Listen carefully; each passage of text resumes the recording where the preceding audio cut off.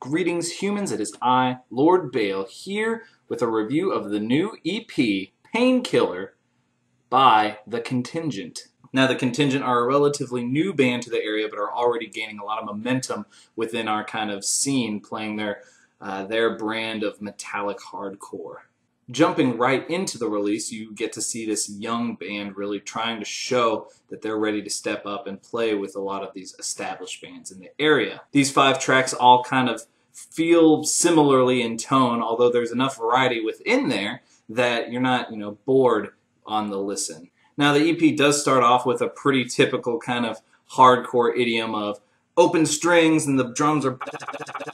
But I think that works kind of in the context of this being the first release from the band. They want to hit the gate running. They want to start with some intensity to the release. Overall, on the EP, you've got a lot of really good riffs, some really interesting parts. However, one of the downfalls that I found as I listened was some of these riffs don't really flow together. They kind of feel like they had, riff A and riff B, and they just kind of chopped them next to each other. There wasn't a lot of flow. Now, that's not to say the entire release is like that. Some of the songs are very well written and put together. It's just something I noticed as I listened, that not everything flowed well. Specifically, the song Con Artist, which I believe was the first song released from that EP, has this really wacky kind of riff at the opening, and then it all of a sudden just flips over into this two-step, kind of out of nowhere. And it's not the good kind of surprise, it's kind of the, kind of surprise. Not that the riff wasn't good, and not that the two-step wasn't good, just they didn't kind of mesh. On the subject of not meshing, one of the things I noticed from a production standpoint on this release is that the vocals kind of feel like they're just placed on top of the mix as opposed to added to the mix. And the rest of the mix is just addled with peaking. Overcompression is really the big problem that this mix has. When things aren't all hitting at once or aren't hitting at a super high volume, it sounds good. But the minute stuff starts getting added on, it peaks, and it peaks hard.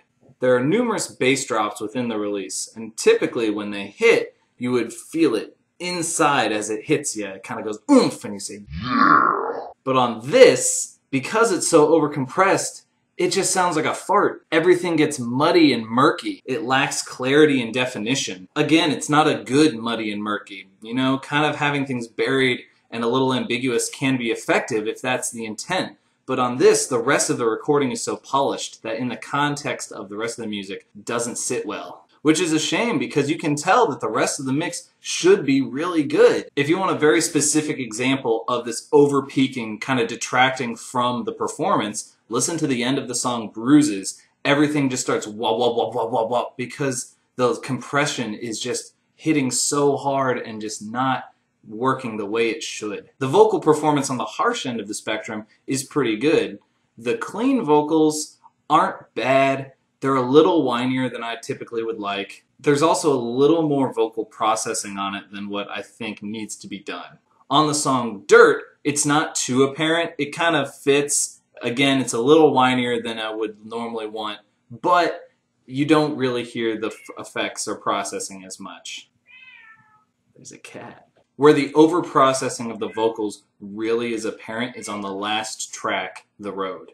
And it's probably most apparent on the song because this is the ballad, I guess, of the release. Clean guitars, a little more mellow and a little more subdued tone.